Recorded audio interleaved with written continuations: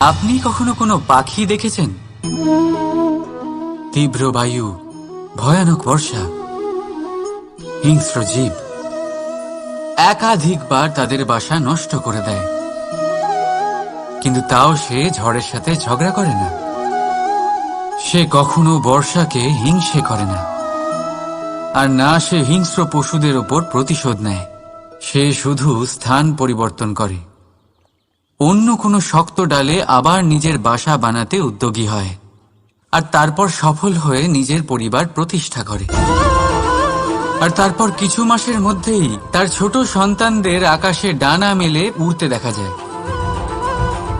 অন্যদিকে একটি সাপ প্রহারের প্রতিশোধ নেওয়ার উদ্দেশ্যে মানুষের বসতিতে প্রবেশ করে, আর শেষে সে নিজেই মারা যায়। এই শিক্ষাই আমাদের মানুষদের জন্য প্রযোজ্য। প্রতিশোধের আগুনে মানুষ স্বয়ং ভস্ম হয়ে যায়, উত্থান থেকে পতনের দিকে নিয়ে যায়। তাই যদি জীবনে উন্নতি করতে হয়, তবে পরিবর্তনের চিন্তা নিয়ে কর্ম করুন, নয়তো প্রতিশোধ আপনাকে রসাতলে তলিয়ে দেবে। রাধা রাধা। এই ফলটা দেখছেন আপনি? এটা সেই ফল যেটা গাছের সবচেয়ে উঁচু ডালে পাওয়া যায়,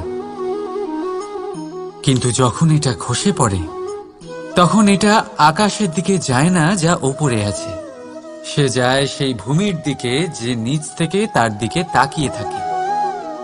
কেন? কারণ এই ফলের নিজের উচ্চতার ধারণা মাটির থেকে নিজের দূরত্ব দেখে হয়। এই ব্যাপারটাই আমাদের মানুষের জন্যও খাটে। যদি আপনি সম্পন্ন হন, তাহলে তাদের সাহায্য অবশ্যই করবেন যাদের সামর্থ্য আপনার থেকে কম, যাদের সাহায্যের অত্যন্ত প্রয়োজন। আপনার সামর্থ্য বেশি কারণ তাদের আপনার থেকে সামর্থ্য কম। দেখুন, জীবনে আনন্দ শুধু বড় হওয়ায় নয়, বরং তাদের সাহায্য করেও আছে যারা কোনো কারণবশত আপনার থেকে নিচে রয়ে গেছেন। আর যখন একটা ফল এই কথাটা বুঝতে পারে, তখন আপনি নয় কেন? রাধা রাধা। সময় বড়ই বিচিত্র অনুভব দেয়। যখন অপেক্ষা করছেন তখন অনেক লম্বা হয়ে যায়। প্রতিটা মুহূর্ত একটা গোটা দিনের মতো মনে হয়। ঠিক সেইভাবেই যদি কোথাও যেতে দেরি হয়, তখন সময় দৌড়তে থাকে। প্রসন্নতায় বয়ে যায় আর নিরাশায় থমকে যায়। আপনদের সাথে থাকলে সময়ের খেয়ালই থাকে না, শত্রুদের সাথে থাকলে সেই সময়ই খারাপ হয়ে যায়। কিন্তু এটাই কি সত্যি বাস্তব? না, সময় তো সময়ই হয়, নিজের গতিতেই চলে সে। শুধু সেই গতির আভাস আমাদের মানসিক অবস্থা অনুযায়ী বদলে যেতে থাকে। তাই এই সমস্যা সময়ের নয়, আমাদের মানসিকতা। তাই নিজেকে খুশি রাখুন, অন্যদেরও খুশি রাখুন। আগের সমস্ত ঘটনা ভুলে যান আর একটা উজ্জ্বল ভবিষ্যতের দিকে অগ্রসর হন। সময় সবসময় ভালোই লাগবে। প্রেম করুন সবার সাথে, সময় সবসময় সুখেই কাটবে। রাধা রাধা। অগ্নি জীবনে খুব মহত্বপূর্ণ হয়। এই অগ্নি উজ্জ্বলতা হয়ে আমাদের জীবিত রাখে। কিন্তু ভাবুন, যদি এই উজ্জ্বলতা ক্রোধের অগ্নি হয়ে দিকভ্রষ্ট হয়, তাহলে কি হবে? একটা ছোট পাতা দিয়ে শুরু করে গোটা বনকে ছারখার করে দিতে পারে। ঠিক সেরকমই মানুষের ক্রোধের আগুনও অন্যদের তো ভস্ম করেই, কিন্তু তার পূর্বে স্বয়ং নিজেকেই ভস্ম করে দেয়। তাহলে কি করা যায়? কি করে নিয়ন্ত্রণ করা যায় তাকে? উত্তর হলো, তাতে জল ঢেলে দিয়ে জলের মতো বইতে দিন একে। ঠিক সেইভাবে যেমন সূর্য নিজের অগ্নিকে তেজ বানিয়ে আপনার কাছে পৌঁছে দেয়। এটাই পার্থক্য সূর্যের অগ্নি আর ক্রোধের অগ্নির মধ্যে। সূর্যের অগ্নি বিচ্ছুরিত হয়ে প্রতিফলিত হয়ে আসে, আর সেই জন্যই তাকে তেজ বলা হয়। অন্যদিকে আমাদের ক্রোধের আগুনের কোনো সীমাই থাকে না। তাহলে নিজের অন্তরের শক্তিকে ক্রোধের আগুন বানিয়ে জ্বালাতে চান, নাকি উজ্জ্বলতা বানিয়ে বিস্তারিত করতে চান? সিদ্ধান্ত আপনার। রাধা রাধা। এই সংসার অনেকটাই বড়, আর আমরা তার কাছে অত্যন্ত নগণ্য। এই সংসারে এমন অনেক মানুষ পাওয়া যায় যারা বোঝান যে এই সংসারটা কতটা বড়, কতটা অদ্ভুত, কতটা সুন্দর। আর এই সংসার রচনা করে পরমেশ্বর কত মহান এক কাজ করেছেন। কিন্তু আপনি এই জীবনে মাত্র কয়েকজন মানুষকেই পাবেন যারা আপনাকে এটা বলবেন যে এই সংসারে আপনি কতটা গুরুত্বপূর্ণ, আপনি কতটা অদ্ভুত। যদি আপনি তাদের সাথে থাকেন তাহলে তারা নতুন কিছু সৃষ্টি করতে পারেন, এই সংসারকে আরো কতটা পবিত্র করতে পারেন। তাই এই সংসারকে গুরুত্ব না দিয়ে সেই মুষ্টিমেয় কিছু মানুষকে গুরুত্ব দিন, কারণ তারাই হলো আপনার আপনজন, আর তারাই আপনাকে সঠিক পথে চালিত করবে। মানুষকে তো বর্ষার স্রোতও বয়ে নিয়ে যেতে পারে, তাকে সাগরও ডুবিয়ে দিতে পারে, কিন্তু গঙ্গা জল সবচেয়ে বেশি শুদ্ধ, কারণ তার কয়েক ফোঁটা মানুষকে মুক্ত করে দেয়। রাধা রাধা। এ হলো একটা পাতলা সুতো। ভাবছি যদি এটা দিয়ে আমি পোশাক বানাই তাহলে নিজের জন্য কত সুন্দর একটা পোশাক বানাতে পারবো। কিন্তু যদি এটা আমি... চিন্তা করবেন না,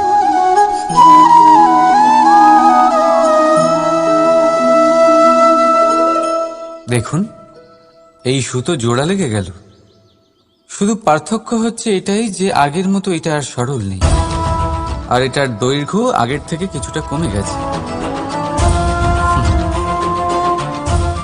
এই সংসারে প্রেমের সাথেও ঠিক এটাই হতে পারে। প্রেমের এই সুতো যা দুই মানুষকে একসাথে বেঁধে রাখে, অহংকার আর স্বার্থের আঘাত সে সহ্য করতে পারে না, ছিঁড়ে যায়। চেষ্টা করলে আবার এই সম্পর্ক হয়তো জোড়া লাগতে পারে, কিন্তু তা আগের মতো কখনোই থাকে না, কারণ মনে গিট পড়ে যায়। সেই জন্য প্রেমকে স্নেহের সাথে সামলে রাখুন, অহংকার আর স্বার্থের থেকে দূরে থাকুন। রাধা রাধা। আগুন কি করে? জ্বালায়। সেটা কাঠই হোক, কয়লা হোক, বস্ত্র হোক, যাই আপনি আগুনে দেবেন তা ভস্ম হয়ে যাবে। কিন্তু সোনা, যদি আপনি সোনা আগুনে ফেলেন তাহলে তা কুন্দন হয়ে নিজের অস্তিত্ব তৈরি করে। যদি আপনি লোহা গরম করেন তাহলে তা ইস্পাত হয়ে যায়। রাধা রাধা। মানুষের জীবন কি? আপনি বলতে পারেন জন্ম আর মৃত্যুর মধ্যেকার সময়। আর মৃত্যু কখন হয়? যখন মানুষ শ্বাস নেওয়া বন্ধ করে দেয়, হাত পা নাড়ানো বন্ধ করে দেয়, ভাবা ছেড়ে দেয়। এমনটা নয়, মানুষের অন্তর। তার মৃত্যু তখনই হয় যখন তার অন্তরের করুণা শেষ হয়ে যায়। করুণা সেই ভাব যা মানুষকে মানুষ করে তোলে, যা এক মানুষকে আরেক মানুষের কষ্টে তার প্রয়োজনীয়তা অনুভব করে, আর সেটাই তাকে শক্তি দেয় অন্য কাউকে সহায়তা করার জন্য, তাকে পাত্র করে এই সৃষ্টির নিয়ন্তা হবার জন্য।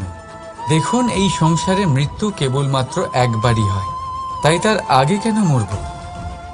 এই করুণাকে কেন মারব? নিজের মনুষ্যত্ব বজায় রাখুন। মৃত্যুর পরেও আপনি জীবিত থাকবেন। রাধা রাধা। নদীর জল মিষ্টি হয়, আর সাগরের জল হয় নোনতা। আর কোনো নালার জল দুর্গন্ধে ভরা হয়। কেন? নদীর জল মিষ্টি হয় কারণ সে সকলকে জল দেয়, সাগর জল নেয়, আর তাই জন্য নোনতা হয়। আর নালা, সে বওয়া বন্ধ করে দেয়, আর সেই কারণেই তা দুর্গন্ধময় হয়ে ওঠে, সে কাজের অযোগ্য হয়ে ওঠে। আমাদের জীবনেও অনেকটা এমনটাই হয়ে থাকে। যদি নদীর মতন জীবনে কিছু দিতে শেখেন, তাহলে জীবনে মিষ্টত্ব বজায় থাকবে। যদি সাগরের মতন ভাগ দেওয়ার বদলে শুধু সঞ্চয় করতে থাকেন, তাহলে মনে তিক্ততা ভরে থাকবে। আর যদি নালার মতন বওয়া বন্ধ করে দেন, কর্ম করা ছেড়ে দেন, তাহলে কাজের অযোগ্য হয়ে যাবেন।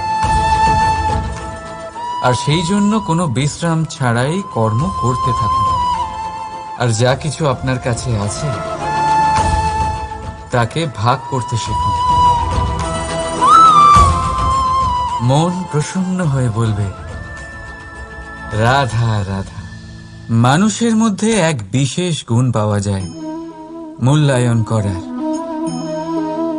কোনটা দামি, কোনটা সস্তা, যেটা কিনতে গেলে অনেক মুদ্রা লাগে, অনেক পরিশ্রম লাগে, সেটা দামি।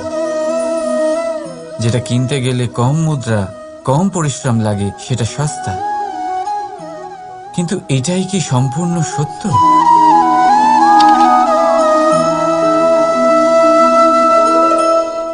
এখন আপনার সামনে একটা পাত্র আছে যাতে জল ভরা আছে, আর একটা সোনার মুদ্রা। বলুন, এই দুই বস্তুর মধ্যে বেশি দামি কোনটা? আপনি বলবেন সোজা ব্যাপার, সোনার মুদ্রাই বেশি দামি হবে। এই সোনার মুদ্রা দিয়ে আপনি এরম অনেক জলের পাত্র কিনতে পারবেন। চলুন, ঠিক আছে।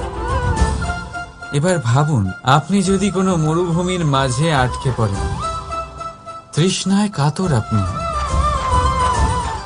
তখন কোনটা দামি হবে? কিচ্ছু নেই। রাধা রাধা। এই পদ্মফুল দেখতে পাচ্ছেন আপনি?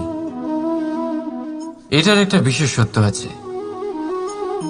জলের স্তর যতই বেড়ে যাক, এই ফুল সব সময় জলের ওপরেই ভাসে। আর এর কারণ হচ্ছে এর এই মৃণাল। যখনই জলের স্তর বাড়ে, ঠিক তখনই এই মৃণালও বাড়ে, আর এই ফুলকে জলের ওপরে ভাসিয়ে রাখে। কিন্তু যখন জল কমে যায়, এই মৃণাল কমতে পারে না, আর তখনই নিজের সাথে এই ফুলকেও নষ্ট করে দেয় সে। মানুষের সাথেও এরকমই হয়। দেখুন, মানুষ যত সমৃদ্ধ হতে থাকে, ততই তার জীবনের স্তর বাড়তে থাকে, তার ইচ্ছেগুলো, তার প্রয়োজন বাড়তে থাকে। কিন্তু জীবনে কৃতিত্ব কমতে থাকলেও তার প্রয়োজনগুলো কমে না। আর তারপর এই পদ্মের মতোই মানুষও ভেঙে পড়ে। তাহলে কি করা যায়? কি করা যায় এই পরিস্থিতিতে? জীবনের স্তর বাড়ানো ছেড়ে দেবেন? কখনো না। কিন্তু জীবনের স্তর বাড়ানোর সাথে সাথে নিজের আত্মশক্তি একত্রিত করুন। সংকটের মুহূর্ত এলে আপনি আপনার জীবন কিভাবে কাটাবেন তার অনুশীলন করুন। কারণ জীবনের স্তর আর জলের স্তর বাড়বে আর কমবে, কিন্তু এটা আপনার উপর নির্ভরশীল যে আপনি এই দুইয়ের মধ্যে সমতা কি করে ধরে রাখবেন। রাধা রাধা। এই হিরেটা দেখতে পাচ্ছেন আপনি? লক্ষ কোটি বছর ধরে পৃথিবীর গর্ভে থাকার পরে এটা এতটা শক্ত হয়ে ওঠে। কিন্তু যখন খনি থেকে একে বের করা হয়, এটি কয়লার মতোই থাকে, সাদা, শক্ত, নিস্তেজ। কিন্তু যখন একে পালিশ করা হয় তখন এটা তেজ লাভ করে, আর ঠিক তখনই এর মূল্য বৃদ্ধি পায়। সংসারে মানুষের সাথেও ঠিক এমনটাই হয়ে থাকে। মানুষের বুদ্ধি, মেধা, অভিজ্ঞতা সেই বছরগুলোর জন্য বৃদ্ধি পায় না যে বছরগুলো আমরা জীবনে কাটিয়েছি, বরং সেই মুহূর্ত থেকে ফুটে ওঠে যখন আমরা কষ্টের সম্মুখীন হয়েছি, বিপদের সম্মুখীন হই, সংকট পেরিয়েছি, ছলনা আর ক্লেশ সহ্য করেছি। এই জন্য যদি আপনার জীবনে আপনি সংকটের সম্মুখীন হন, বিপদ আসে, কষ্ট আসে, তাতে একেবারেই ভয়ভীত হবেন না। তাকে আহ্বান জানান, কারণ এই পরিস্থিতিগুলোই আপনাকে অভিজ্ঞতা দেবে, যা আপনাকে উন্নত করবে। রাধা রাধা। প্রকৃতি প্রত্যেক জীবকে অনুভূতি দিয়েছে, যাতে সে নিশ্চল না হয়, কোনো না কোনো কর্ম করতে থাকে। আর সেই অনুভূতি হল খিদে। পশু, পক্ষী, প্রাণী পরিশ্রম করতে থাকে নিজের খিদে মেটানোর জন্য। কিন্তু অন্য জীবের মতো মানুষের খিদে কি তার পেট অবধি সীমিত থাকে? পেটের খিদে মেটাতে মেটাতে কখন যে এই খিদে মন আর মায়ার তৃষ্ণায় রূপান্তরিত হয় আমরা বুঝতেই পারি না। আর বেশিরভাগ ক্ষেত্রে এই তৃষ্ণা অর্থ সংগ্রহ করা অবধি সীমিত থাকে। নিজের জীবন ধারণ ছেড়ে কার জন্য এই অর্থ সংগ্রহ করছেন আপনি? আগামী প্রজন্মের জন্য। বড়ই বিচিত্র, তাই না? নিজের জীবন ধারণ ছেড়ে অর্থ সংগ্রহ করতে করতে নিজের জীবনের সুখ বিসর্জন দিচ্ছেন, আর আগামী প্রজন্মকে কাজ করার থেকেও আটকাচ্ছেন। পুত্র যখন কুপুত্র তখন কেন অর্থ সঞ্চয়? পুত্র যখন সুপুত্র তখন কেন অর্থ সঞ্চয়? নিজের সন্তানকে সংস্কার দিন, অর্থ নয়। যদি সন্তান সংস্কারী হয় তখন সে নিজের এক সংসার তৈরি করবে। যদি সংস্কারহীন হয় তাহলে আপনার বানানো সংসার এমনি সে ভেঙে দেবে। জীবনে যদি কিছু সঞ্চয় করতে হয় তাহলে জ্ঞান সঞ্চয় করুন, প্রেম সঞ্চয় করুন, আর আমার সাথে ভালোবেসে বলুন রাধা রাধা। জীবনকে রথ বলা হয়, কিন্তু কেন? এখন আপনি বলবেন এই জন্য কারণ জীবনও ঠিক রথের মতোই চলতে থাকে। কিন্তু আপনি কখনো এই রথকে বোঝার চেষ্টা করেছেন? এই রথে সামনে ঘোড়া থাকে আর পিছনে চাকা। এই ঘোড়া হলো আপনার কর্ম, আর এই চাকা কর্মফল। এই ঘোড়া যেখানেই যায় রথের চাকাগুলি সেখানেই এগোতে থাকে। যদি আপনার ঘোড়া অর্থাৎ আপনার কর্ম শুভ সহজ পথে চলে তাহলে আপনার যাত্রাও আনন্দময় হবে। যদি কুকর্মের খারাপ পথে চলেন তাহলে আপনার যাত্রা খানা খন্দ দিয়ে ভরে যাবে। আপনার কর্মগুলিকে ঘোড়ার মতো নিয়ন্ত্রণে রাখুন। ফলের চাকা সর্বদাই আপনাকে মধুর পরিণামই দেবে। রাধা রাধা। সংসারে সব থেকে কঠিন কাজ কি? কেউ বলবেন পর্বত আরোহণ করা, কেউ বলবেন সাঁতার কাটা, কেউ বলবেন আকাশে ওড়া। কিন্তু বাস্তবে সত্যি কি এগুলি কঠিন? আসলে যদি দেখা যায় তো এগুলি কিছুটা আলাদা। যে কাজ আমরা করতে অভ্যস্ত নই আমরা তাকে কঠিন ভেবে নিই। যেমন সাঁতার কাটা আলাদা, পাহাড়ে ওঠার কলা আলাদা, আকাশে ওড়ার কলা আলাদা। যেমন কিছু মানুষ গণিত আর বিজ্ঞানকে কঠিন ভেবে নেয়, কিন্তু বাস্তবে এটা সাহিত্যের থেকে কিছুটা ভিন্ন, কঠিন নয়। দেখুন, এই সংসারে কঠিন কিছুই নেই, শুধু একে অপরের থেকে কিছুটা ভিন্ন।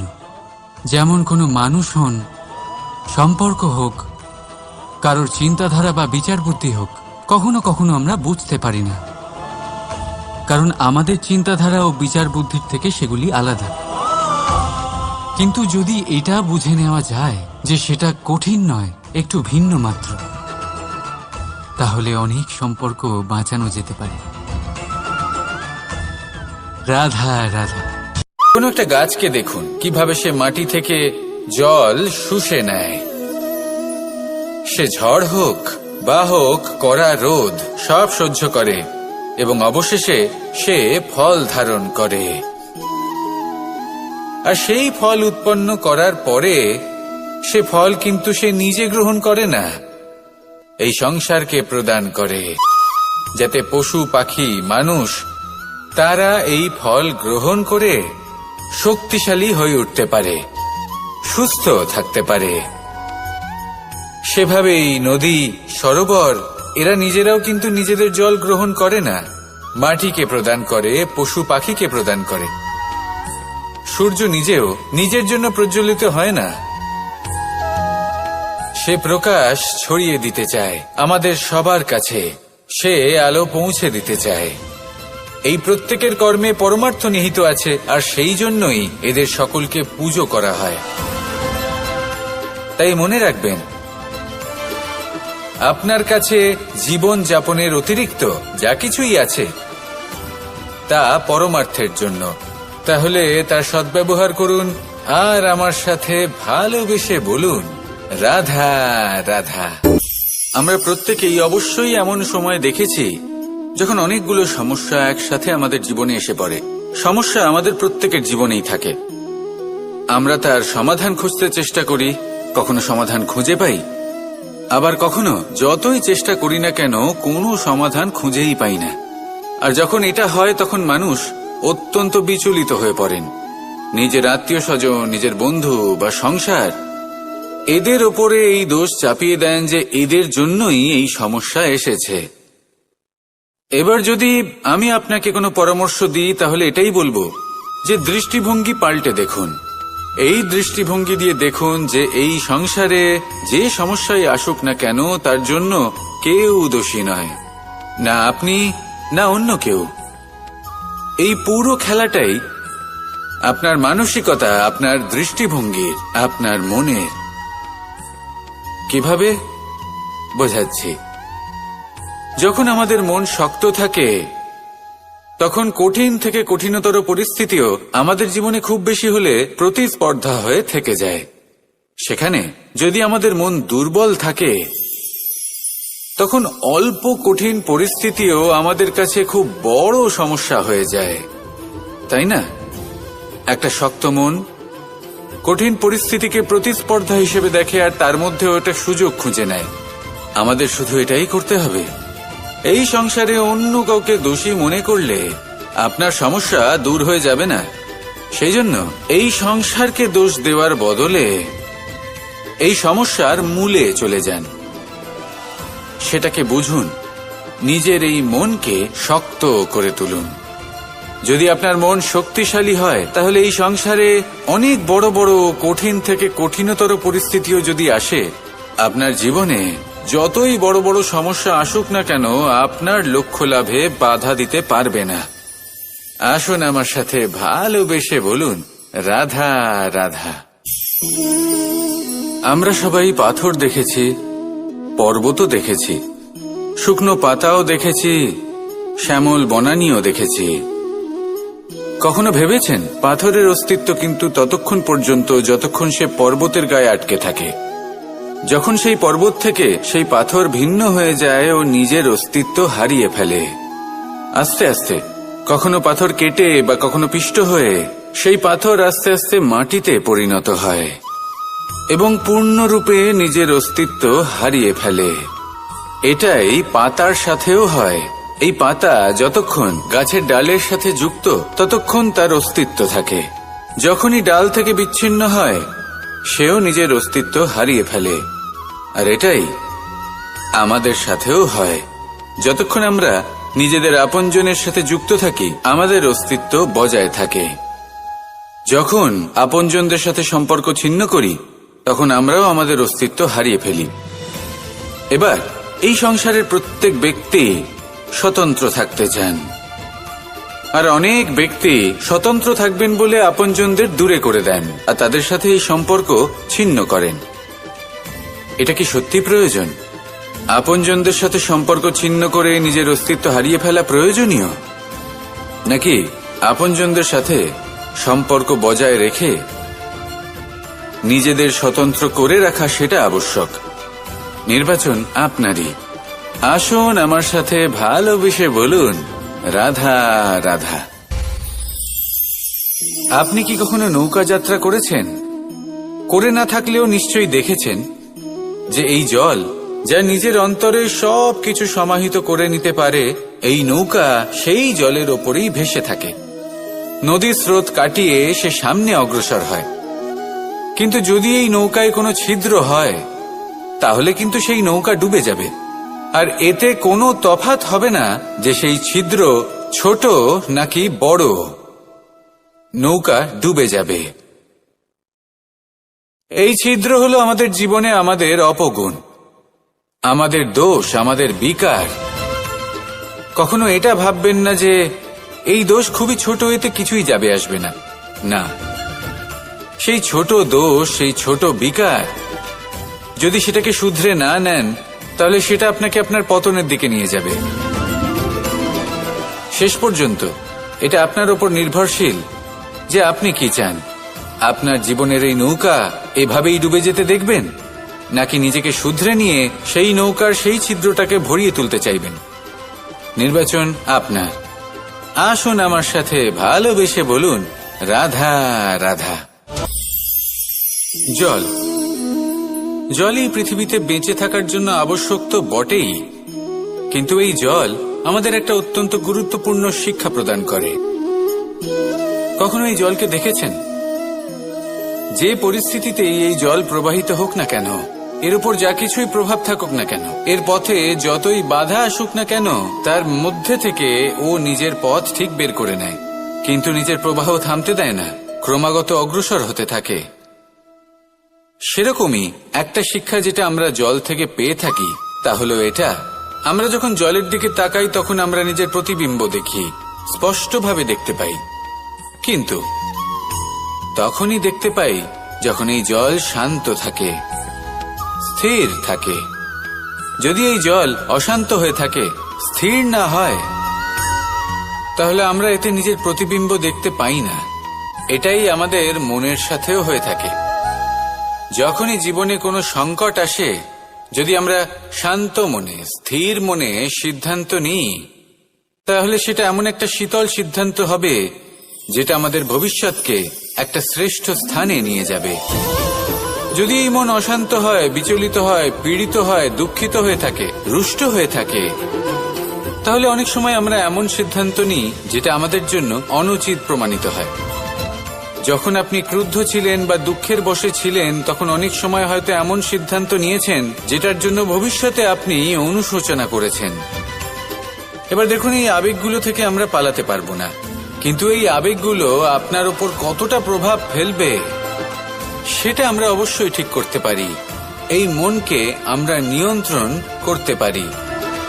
এটাই করুন, চিন্তা করুন, এই মনকে শান্ত রাখুন, স্থির হতে চেষ্টা করুন, আর তারপরে সিদ্ধান্ত নিন।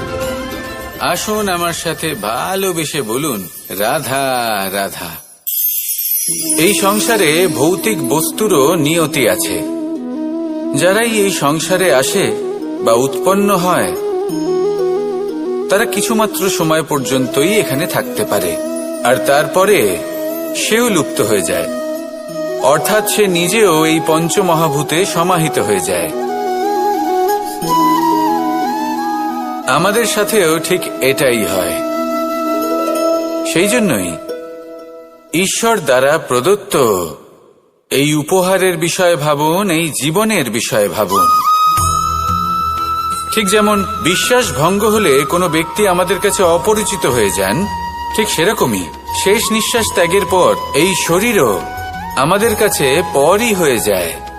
তাই এই শরীর থাকাকালীন শ্রেষ্ঠভাবে একে সদ্ব্যবহার করুন, এই জীবনে শ্রেষ্ঠ কর্ম করুন, আর এই জীবনকে শ্রেষ্ঠভাবে যাপন করার জন্য কিছু কথা বোঝা প্রয়োজনীয়। যদি আপনি কারোর প্রশংসা করেন তাহলে পূর্ণ হৃদয় দিয়ে করুন, যদি আপনি হস্তক্ষেপ করে থাকেন তাহলে মস্তিষ্ক দ্বারা করুন। যদি আপনি সমীক্ষা করেন তাহলে বিবেক দ্বারা করুন। যদি আপনি ধন অর্জন করতে চান তাহলে নীতি অনুসারে চলুন। যদি জীবনযাপন করতে চান তাহলে রীতি মেনে করুন। আর যদি ঈশ্বরের ভজন করতে চান তাহলে ভক্তিভাব নিয়ে করুন। শুধু এই কথা মনে রাখবেন যে আপনার এই জীবন কিন্তু অনিশ্চিত কাল পর্যন্তই আছে। কতক্ষণ আছে সেটা কেউ জানে না। তাই কিছু মুহূর্ত যেটা যাপন করতে আমরা এখানে এসেছি সেখানে ক্রোধ, অহংকার, ঈর্ষা, এইসব আবেগের কি গুরুত্ব বলুন তো? এগুলো ত্যাগ করুন। মানুষকে ক্ষমা করতে শিখুন। আস্তে আস্তে বিশ্বাস করতে শিখুন। এই সংসারে নিঃস্বার্থভাবে প্রেম করতে শিখুন আর সবার মধ্যে আনন্দ বিতরণ করুন। তাই এই সব গুণ যদি আপনি আত্মসাৎ করতে পারেন তাহলে আপনার জীবনে শুধু আনন্দ এবং আনন্দই বিরাজমান হবে। আসুন আমার সাথে ভালোবেসে বলুন, রাধা রাধা রাধা রাধা রাধা রাধা। ধর্মরথের 4টি অশ্ব চালানোর জন্য যিনি সারথি হবেন তার যে 4টি গুণ থাকা প্রয়োজন সেই সমস্ত গুণ অর্জুনের মধ্যে উপস্থিত রয়েছে। কর্মের শক্তি রয়েছে, ধর্মের প্রতি আসক্তি রয়েছে, জ্ঞানের অভিব্যক্তি রয়েছে এবং সমর্পণের ভক্তি রয়েছে। নিশ্চিত রূপে ধর্মরথে সারথি হবার জন্য অর্জুনই সব থেকে যোগ্য। আর ও শুধুমাত্র দ্রৌপদীর স্বামীই হবে না, ইতিহাসে কুরুবংশের রাজকুমার বা ইন্দ্রপুত্রের নামেই শুধু পরিচিত হবে না, বরং অর্জুনই স্বয়ং ইতিহাস রচনা করবে। অর্জুনই হবে কৃষ্ণ সারথি। যত্র যোগেশ্বর কৃষ্ণ তত্র পার্থ ধনুর্ধর। তাহলে আসুন আর আমার সাথে ভালোবেসে বলুন, রাধা রাধা।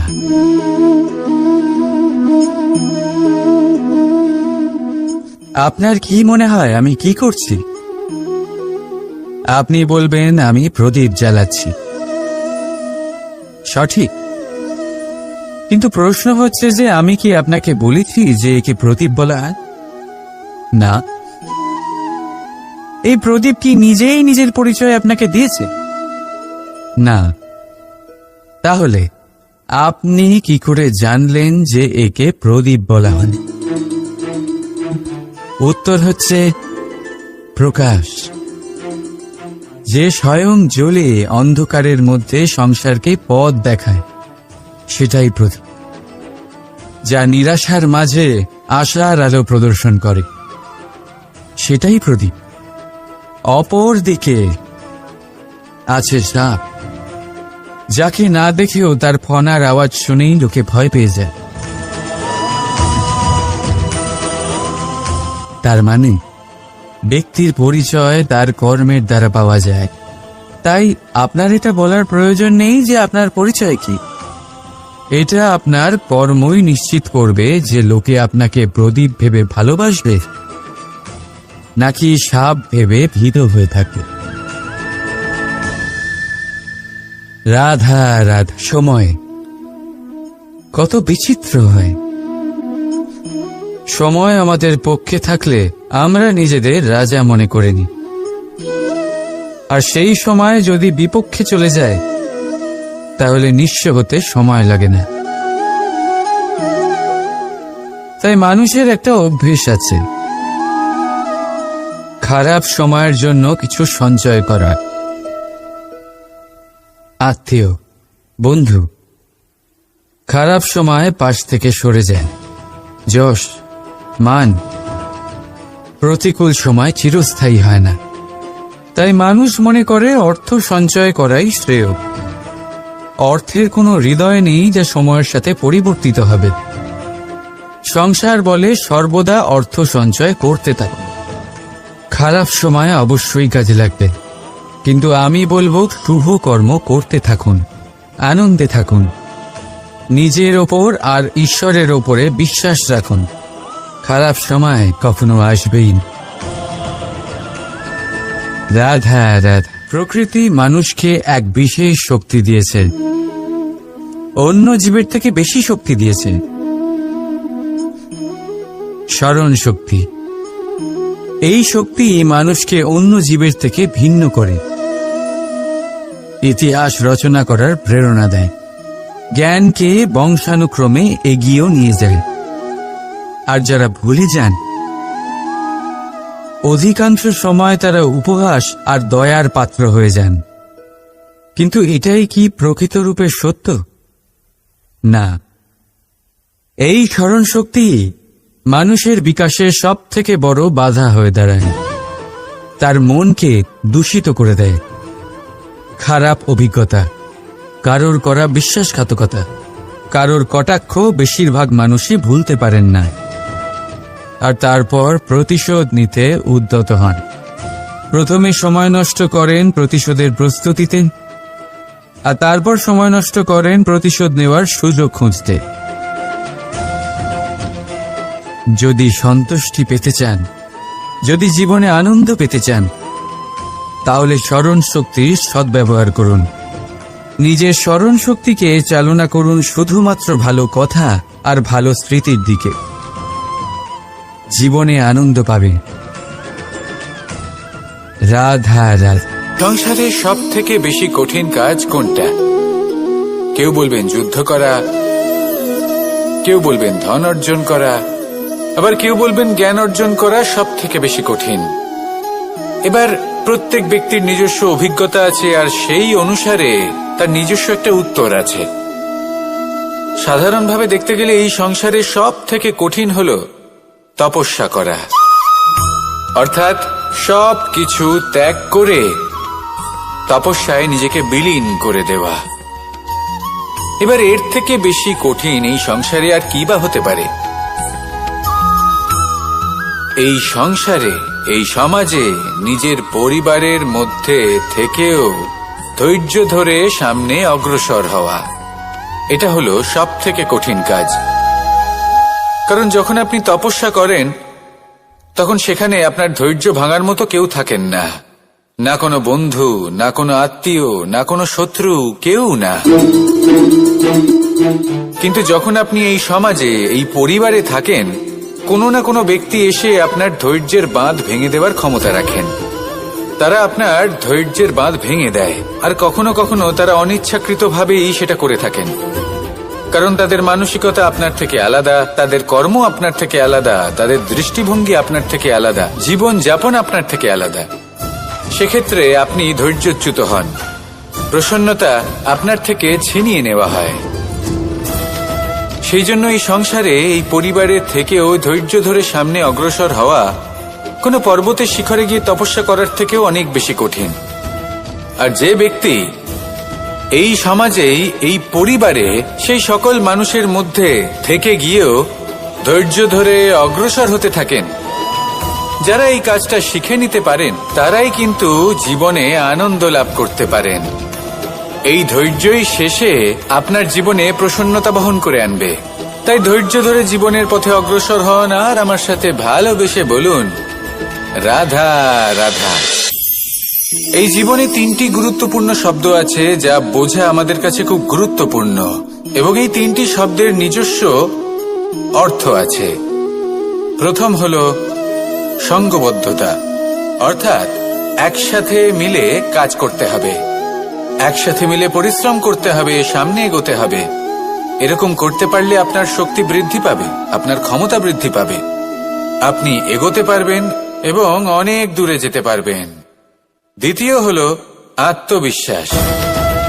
হেরে যাওয়া বস্তুও আবার জিতে নিতে পারবেন।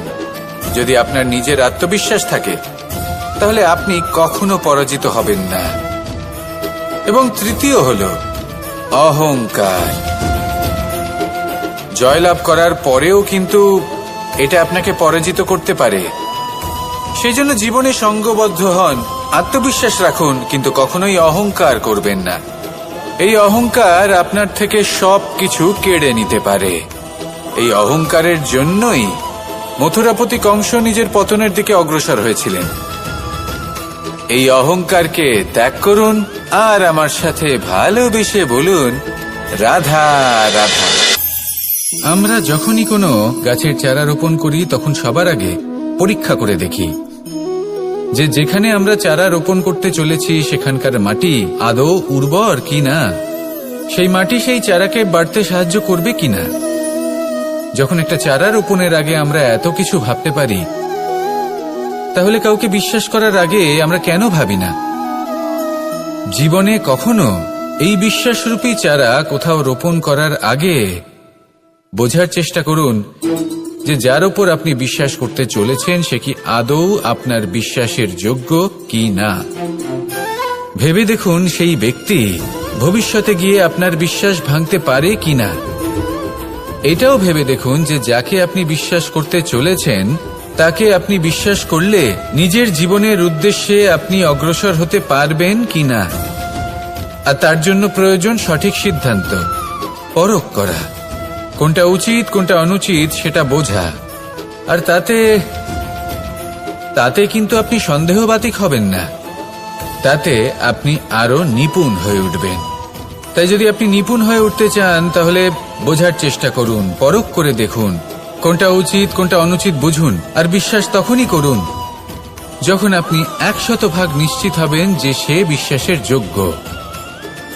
আসুন আমার সাথে ভালোবেসে বলুন, রাধা রাধা।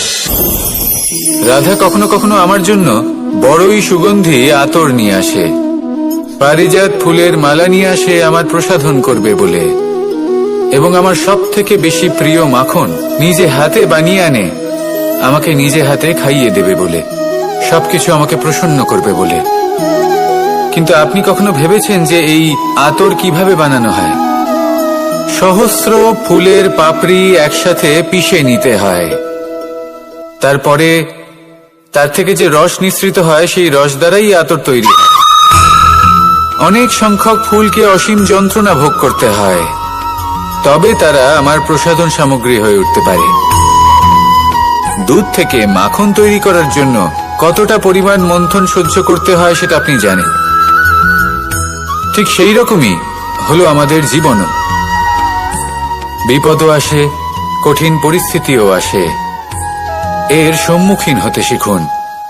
মনে রাখবেন আপনি হলেন সেই দুধ যাকে মন্থন সহ্য করতে হবে মাখন হয়ে ওঠার জন্য। মনে রাখবেন আপনি হলেন সেই ফুলের মতন যাদের পিষ্ট হতে হবে সুগন্ধি আতর হয়ে ওঠার জন্য, যাকে এই সংসার পছন্দ করে। কখনো কখনো জীবনে আপনার সাথে খারাপ শুধুমাত্র এই কারণে ঘটে যাতে আপনার শ্রেষ্ঠ রূপ এই সংসারের সামনে আসতে পারে। শুধুমাত্র কঠিন পরিস্থিতি এবং বিপদকে একটা সুযোগ হিসেবে দেখার চেষ্টা করুন।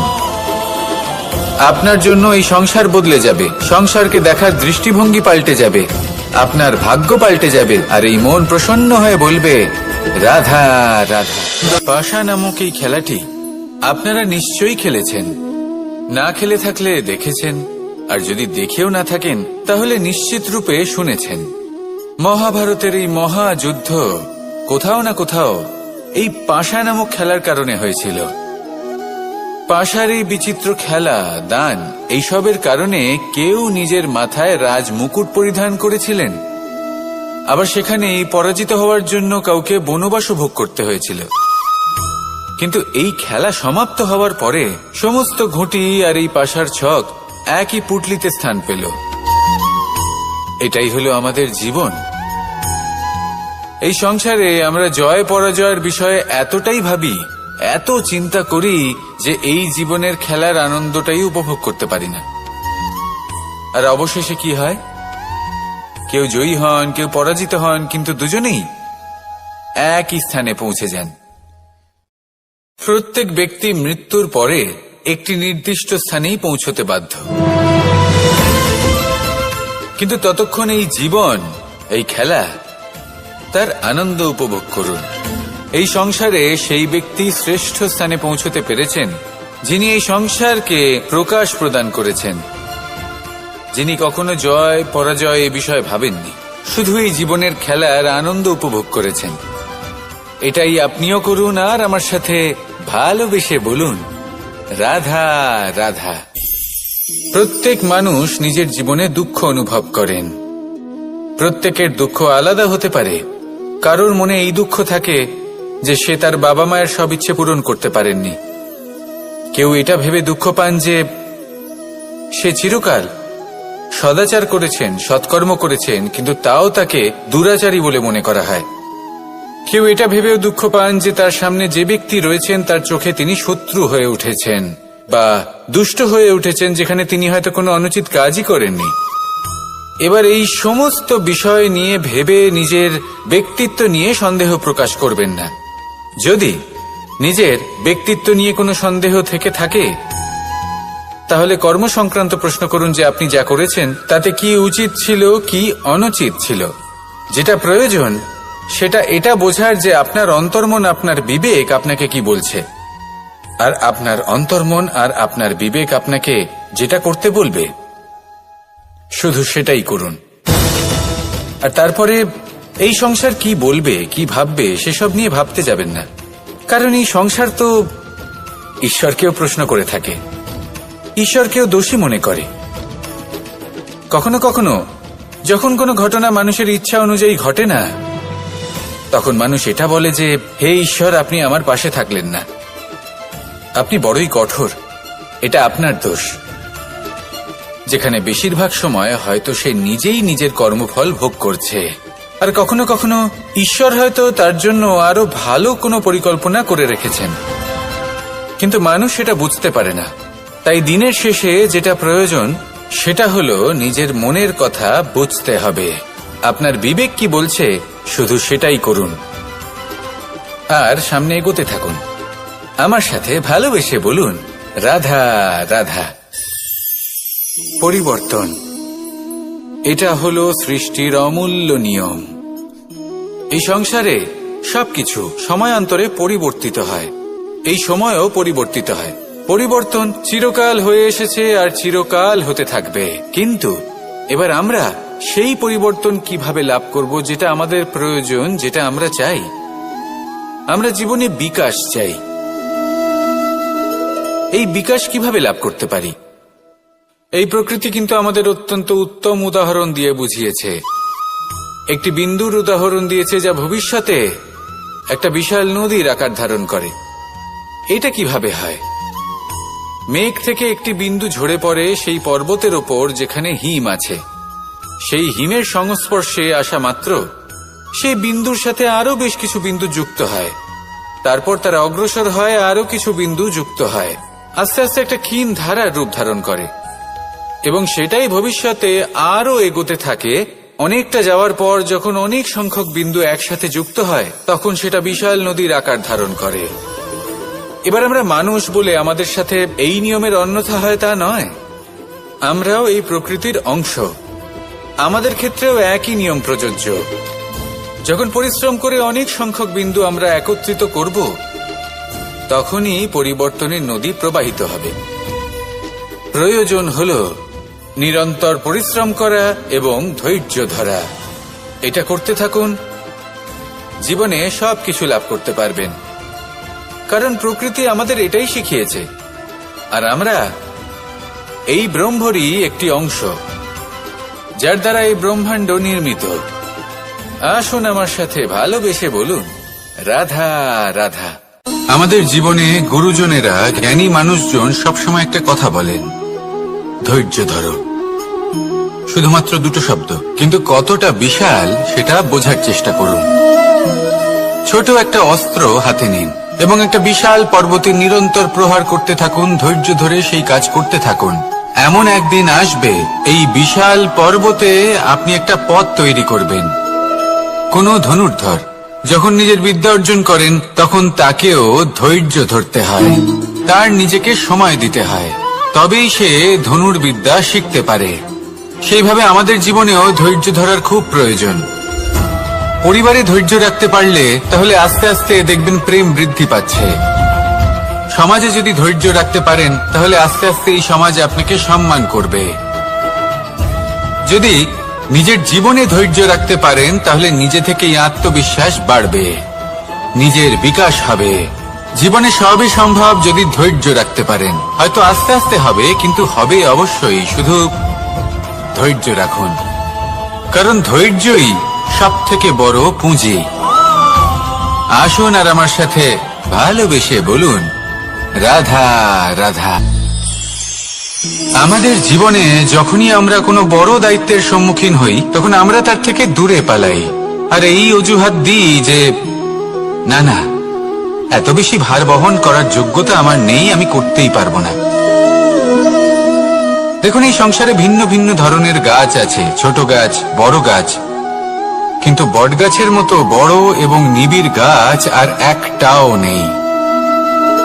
সে নিঃস্বার্থভাবে এই সংসারকে সেবা করে যায়, ছায়া প্রদান করে, শীতলতা প্রদান করে। আর যখন এমন সময় আসে যখন তার ওপর বোঝা অত্যন্ত বেড়ে যায়, সে কিন্তু কোনোভাবেই ভেঙে পড়ে না। তখন সে নিজের নিঃস্বার্থ কর্মের ফল লাভ করে, সেই নিঃস্বার্থ কর্ম যা সে করেছে। তার দেহ থেকে ছোট ছোট ঝুড়ি বার হয় এবং তা কাণ্ডের আকার ধারণ করে। সেই কাণ্ড মাটির কাছে পৌঁছয় এবং তারপর তা বটগাছের সহায়ক হয়ে ওঠে। সে ভেঙে পড়ে যায় না। এইভাবে আপনিও জীবনে নিঃস্বার্থভাবে সবার সেবা করুন, ভালোবাসুন, সবাইকে সাহায্য করুন। যেদিন আপনার ওপর বোঝা অত্যন্ত বেড়ে যাবে, সেদিন এই সব মানুষ আপনাকে সাহায্য করার জন্য আসবেন, আপনার শক্তি হয়ে উঠবেন, আর আপনি বটগাছের মতোই মহান এবং বিশাল হয়ে উঠবেন। আসুন আর আমার সাথে ভালোবেসে বলুন, রাধা রাধা। একটা শব্দ আছে, পরিস্থিতি। অনেক মানুষের মুখে আমরা এই শব্দ শুনি। জীবনে যখন অসফল হয়ে দুঃখ আসে, সংকট আসে, কোনো বিপদ ঘনিয়ে আসে, তখন সমস্ত দোষ আমরা পরিস্থিতির ওপর চাপিয়ে দিই, আর দেখতে গেলে কোথাও না কোথাও ঠিকই করি। এই পরিস্থিতি প্রত্যেক দিনের মতো পাল্টাতে থাকে, কিন্তু এই দিন, এই রাত, এমন কেউ আছেন যিনি এর উপরেও নিয়ন্ত্রণ সাধন করেন, আর তিনি হলেন সূর্য। ঠিক সেই রকমই আমাদের জীবনেও সূর্য হলো এই মন। যদি এই মনের উপর আমরা নিয়ন্ত্রণ করতে পারি, তাহলে আমরা জীবনকেও নিয়ন্ত্রণ করতে পারবো। প্রথমে এই মনের রাজা হয়ে উঠতে হবে। তাই মনে রাখবেন, যদি মন দুর্বল হয়, তাহলে পরিস্থিতি আমাদের সমস্যা বলে মনে হবে। এই মন যদি স্থির হয়, পরিস্থিতি প্রতিস্পর্ধা বলে মনে হবে। আর এই মন যদি শক্তিশালী হয়ে ওঠে, তাহলে যে কোনো পরিস্থিতি আপনার কাছে একটা সুযোগ মাত্র, এমন এক সুযোগ যাতে অগ্রসর হয়ে আপনি মহান হয়ে উঠতে পারেন। এই মনের শক্তির বৃদ্ধি ঘটান, মহান হয়ে উঠুন, আর আমার সাথে ভালোবেসে বলুন, রাধা রাধা। খুব সুন্দর একটা কাহিনী আছে। একবার এক ব্যক্তি নিজের অসফলতার জন্য ত্রস্ত হয়ে সময় দেবতার তপস্যা করতে বসলেন। উনি তপস্যা করলেন এবং সময় দেবতা প্রসন্ন হলেন, মানুষের রূপ ধারণ করে ওনার সামনে প্রকট হলেন। এবার সেই ব্যক্তি ওনাকে জিজ্ঞেস করলেন যে কি এমন আছে যার জন্য আপনি বারবার জয়ী হন আর আমি চিরকাল পরাজিত হয়ে থাকি? কেন এত পরিশ্রম করা সত্ত্বেও আমি সাফল্য লাভ করতে পারি না? তখন সময় দেবতা উত্তর দিলেন যে দিন হোক বা রাত, ঝড় হোক বা ভূমিকম্প, রোদ হোক বা বৃষ্টি হোক, সময়ের সূত্রপাত হোক বা প্রলয়, আমি থামি না, আমি চলতেই থাকি। আর সেই জন্য যিনি থেমে যান তিনি পরাজিত হন আর আমি জয়ী হই। এটাই আমাদের শিখতে হবে। জীবনে সবসময় চলতে থাকুন, কখনো থামবেন না। হ্যাঁ, কিছুক্ষণের জন্য বিরতি নিতে পারেন, বিশ্রাম করার জন্য, নিজেকে আরো সশক্ত করে তোলার জন্য, কিন্তু থেমে যাবেন না। নিরন্তর কর্ম করতে থাকুন, পরিশ্রম করতে থাকুন, তবেই এই সংসার আপনাকে মনে রাখবে। আসুন আমার সাথে ভালোবেসে বলুন, রাধা রাধা। এই সংসারের সব থেকে বড় সুখ কি? কেউ বলবেন নিজের লক্ষ্য প্রাপ্ত করা, কেউ বলবেন ধন উপার্জন করা, কেউ বলবেন নিদ্রাই সব থেকে বড় সুখ, কেউ বলবেন রাজ্য লাভ করা, আবার কেউ বলবেন মাতার হাত থেকে খাবার খাওয়া। আদি ইত্যাদি। কিন্তু যদি সত্যি কথা বলি, এই সংসারের সব থেকে বড় সুখ হলো সেবা করা। কখনো কাউকে সেবা করে দেখুন। এই সেবা দ্বারা অন্য কোনো মানুষের আশীর্বাদ লাভ করাতেই সুখ রয়েছে। আপনার সেবা ভাব দ্বারা যখন কোনো মানুষ নিজের অন্তরাত্মা থেকে আপনাকে আশীর্বাদ করে, তার থেকে বড় সুখ আর কিছুই নেই। কারণ প্রত্যেক মানুষের মধ্যে ঈশ্বর বাস করেন। নরের সেবাই হলো নারায়ণের সেবা। নিষ্কাম সেবা করাই হলো সব থেকে বড় সুখ। তাই নিজের অন্তরে সেবার এই ভাব জাগ্রত করুন। যে সুখের কথা আমি বলছি, সেই সুখ অনুভব করেই দেখুন। এই মন সুপ্রসন্ন হয়ে বলবে, রাধা রাধা।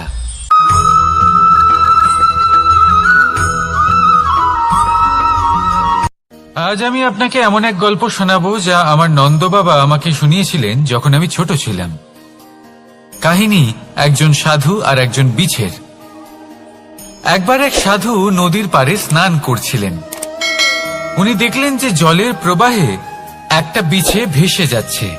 তার প্রাণ বাঁচানোর জন্য উনি তাকে তুলে নদীর পাড়ে রাখার চেষ্টা করলেন, কিন্তু যেই সেই বিছেকে উনি হাতে তুললেন, সেই বিছে ওনাকে কামড়ে দিল। সাধু আবার চেষ্টা করলেন। সেই বিছেকে হাতে নেওয়াতে সে আবার তাকে কামড়ে দিল। আরো একবার চেষ্টা করাতে ওনার শিষ্য ওনাকে জিজ্ঞেস করল, এ আপনি কি করছেন গুরুদেব? এসব কি হচ্ছে? আপনি তারই প্রাণ বাঁচানোর চেষ্টা করছেন যে আপনাকে কামড়ে দিচ্ছে। গুরুদেব উত্তর দিলেন, যে ও বিছে হয়েই নিজের কর্ম করছে, নিজের প্রবৃত্তি, নিজের ব্যবহার বদলাচ্ছে না, তাহলে আমি সাধু হয়ে তা কেন বদলাবো? এর তাৎপর্য হলো সরল, যে সংসারে কিছু মানুষ আছেন যারা হয়তো খারাপ, দুষ্ট প্রকৃতির, আর হয়তো তারা কখনোই বদলাবেন না, কখনোই কোনো পরিবর্তন আসবে না। কিন্তু তার মানে এই নয় যে আমরা আমাদের কর্ম করা ছেড়ে দিই, আমরা আমাদের প্রচেষ্টা ছেড়ে দেব। আগে না, আমাদের তো করতেই হবে। কারণ ইতিহাস সাক্ষী আছে যে এই চেষ্টা এই সংসারের ধারাকেও বদলে দিতে পারে। তাহলে আপনিও আসুন আর আমার সাথে ভালোবেসে বলুন, রাধা রাধা। মানুষ জীবনে সবসময় শিখরে পৌঁছতে চায়, অনেক উঁচুতে উঠতে চায়, আর তার জন্য তারা কি না করে, পরিকল্পনা করে, ষড়যন্ত্র করে, প্রার্থনা করতে থাকে, আবার কারোর কাছে সাহায্যও চায়। কিন্তু এত কিছু করা সত্ত্বেও অনেক সময় মানুষ শিখরে পৌঁছতে পারে না।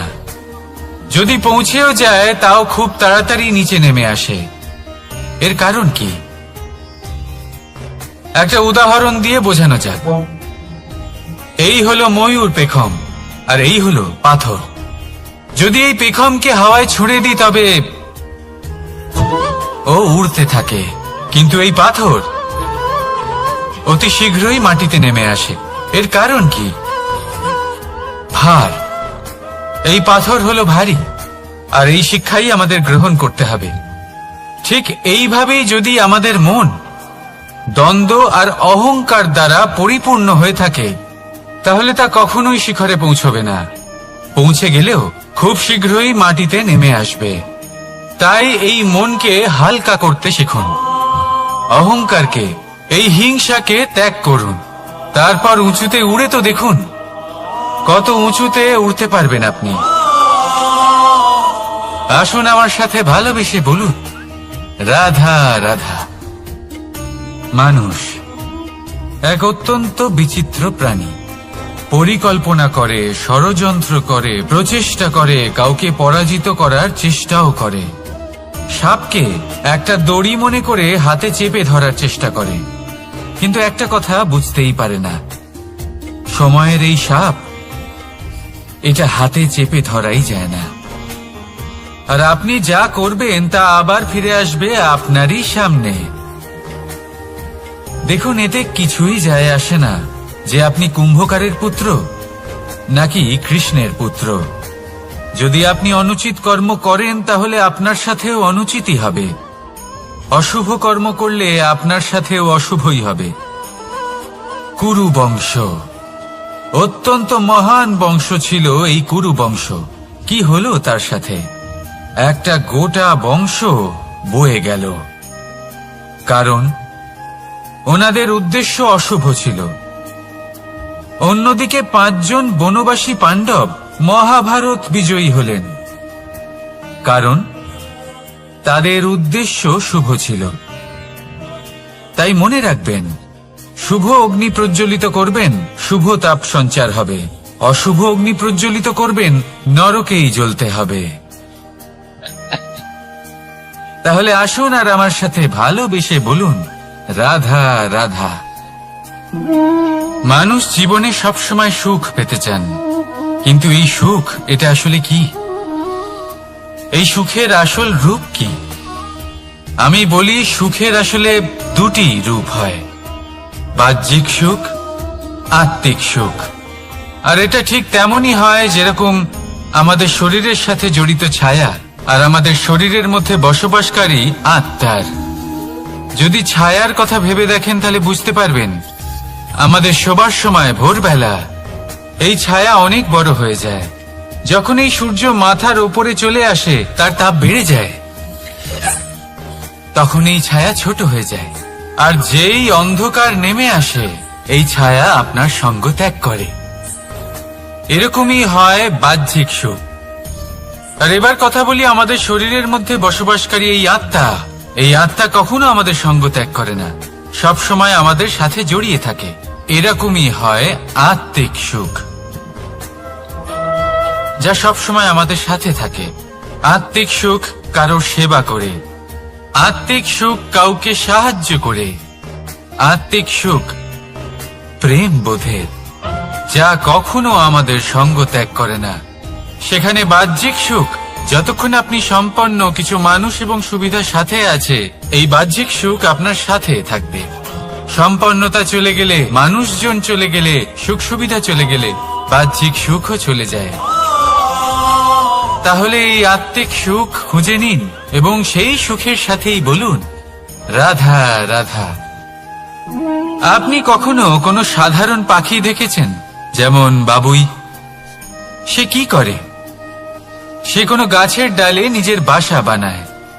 এবার সেইখানে বাসা বানানো সহজ ব্যাপার, কারণ সামগ্রী আশেপাশেই পাওয়া যায়। কিন্তু সমস্যা হলো আক্রমণ। কোনো সাপ বা অন্য কোনো পশু ওর বাসাতে ওর সন্তানদের উপর না আক্রমণ করে বসে, এই ভয়ে তার সব সময় থাকে। আর এটা সব থেকে কঠিন ব্যাপার এদের জন্য, নিজের বাসায় নিজের সন্তানদের সুরক্ষা। আর বাজ পাখি, যদি আমরা বাজের কথা বলি তাহলে তারা কি করে? বাজ পাখি কোনো উঁচু পাহাড়ের শিখরে, কোনো পাথরের খাঁজে নিজের বাসা তৈরি করে। এবার ওখানে বাসা বানানো একেবারেই সহজ ব্যাপার নয়, কারণ সামগ্রী আশেপাশে পাওয়া যায় না, দূর থেকে নিয়ে আসতে হয়। কিন্তু সেইখানে আক্রমণের ভয়ও কখনোই থাকে না। এইভাবে উচিত রূপে ও নিজের বাসা রক্ষা করতে পারে, নিজের সন্তানদের রক্ষা করতে পারে। এর সারমর্ম হলো এটাই, যদি সমস্যা বড় হয় তাহলে সমাধানও উচ্চমানের হওয়া উচিত। একটা বাজ পাখির মতো ভাবা আরম্ভ করে দিন। জীবনে যে কোনো সমস্যা ছোট মনে হবে। রাধা রাধা। জীবনে এমন কিছু কাজ রয়েছে যা আপনাকে একাই করতে হয়, আর এমন কিছু কাজ রয়েছে যা আপনাকে একসাথে মিলে করতে হয়, একজোট হয়ে, সঙ্গবদ্ধ হয়ে। এবার সঙ্গবদ্ধ বলতে কি বোঝাতে চাইছি? আমি তাদের কথা বলছি না যারা বাস্তবিকভাবে একে অপরের সাথে কাজ করেন। আমি তাদের কথা বলছি যারা একে অপরের থেকে দূরে থেকেও একে অপরকে বিশ্বাস করেন। আমি আগেও বলেছিলাম, সমস্ত বিশ্বের আশা বিশ্বাসেই বসবাস করে, তাই না? তাই যেখানে সমস্ত বিশ্ব আছে, সমস্ত সংসার আছে, সেইখানেই বিশ্বাস রয়েছে। তাই আপনার আশেপাশে এমন দল সঙ্গবদ্ধ করুন যাদের আপনার উপর বিশ্বাস আছে আর যাদেরকে আপনি বিশ্বাস করতে পারেন। তাহলে আসুন আর আমার সাথে ভালোবেসে বলুন, রাধা রাধা। আমরা যে মানুষকে চাই, যাকে আমরা ভালোবাসি, তাকে একটা উপহার অবশ্যই দিতে চাই। এমন এক উপহার যা ওনার ভালো লাগবে, যা শ্রেষ্ঠ হবে, অতি প্রিয় হবে। বহুমূল্য হবে বা বলতে পারেন মূল্যবান হবে। তাই আমরা কি করি, আমরা বাজারে যাই, তার জন্য স্বর্ণ, আভূষণ, হিরে, মুক্ত এইসব নিয়ে আসি। কিন্তু এটাই কি সর্বশ্রেষ্ঠ উপহার? কখনোই না। সর্বশ্রেষ্ঠ উপহার হল স্বাধীনতা, তাকে নিজের মনের মতো বাঁচার স্বাধীনতা। যদি আপনি কাউকে স্বাধীনতা না দিতে পারেন, তাহলে সে কোথাও না কোথাও বন্দী হয়ে যায়, তার বিকাশ কোথাও না কোথাও আটকে যায়। কিন্তু যদি আপনি কাউকে স্বাধীনতা দিতে পারেন, তাহলে আপনি দেখবেন ও সমস্ত সংসারকে, এই জীবনকে নিজের দৃষ্টিভঙ্গি দিয়ে দেখবে, বুঝবে যে কোনটা হলো উচিত আর কোনটা হলো অনুচিত, আর এটাই হলো সর্বশ্রেষ্ঠ। আর এবার যদি কাউকে স্বাধীনতার মাধ্যমে এত বড় একটা শক্তি দিতে পারেন, তাহলে আপনি আমাকে বলুন, এর থেকে বড় উপহার আর কি হতে পারে? আসুন আর আমার সাথে ভালোবেসে বলুন, রাধা রাধা। কর্ম, ধর্ম আর কর্তব্য, এই তিনটি একে অপরের সাথে জড়িত। আর অনেক সময় এই তিনটি পালন করতে করতে আমাদের সেই ব্যক্তির সামনে গিয়ে দাঁড়াতে হয়, তার বিরুদ্ধেই যেতে হয়, যাকে আমরা সব থেকে বেশি ভালোবাসি। কিন্তু সেইখানে এই যুদ্ধ কোনো ব্যক্তিগত যুদ্ধ থাকে না, এ হলো কর্ম, ধর্ম আর কর্তব্যের যুদ্ধ। এটা সরল নয়, অত্যন্ত কঠিন হয় তার সম্মুখীন হওয়া যাকে আমরা সব থেকে বেশি সম্মান করি। কিন্তু আমাদের তো আমাদের ধর্মের পথে চলতেই হবে, কারণ আমরা কর্মবদ্ধ, কর্তব্যবদ্ধ, আর এটাই করা উচিত। শুধু এটুকু মনে রাখবেন, যদি আপনার উদ্দেশ্য শুভ হয়, আপনার ভাবনা শুভ হয়, আপনি যদি কর্ম, ধর্ম আর কর্তব্যের পথে অগ্রসর হন, তাহলে এই প্রক্রিয়াতে যদি আপনাকে আপনার আরাধ্যেরও সামনে দাঁড়াতে হয়, তাহলেও আপনার কোনো ক্ষতি হবে না। তাহলে আসুন আর আমার সাথে ভালোবেসে বলুন, রাধা রাধা। প্রেম এই সংসারে এসেছিল এই সংসারকে প্রেমের শিক্ষা দেওয়ার জন্য, এই জীবনের সুখের অনুভূতি আসলে কি তা শেখানোর জন্য। কিন্তু যদি সত্যি কথা বলি, তো আমি নিজেই প্রতিদিন প্রেমের নতুন নতুন স্বরূপ দেখতে পাই, প্রেমের একটা নতুন অনুভূতি প্রত্যেক নতুন দিনে। আর তার কারণ হলো এই প্রেম অনন্ত, এ হলো দৈব। প্রেম হলো এই সংসারের সব থেকে বড় ঢাল এবং সব থেকে বড় অস্ত্র।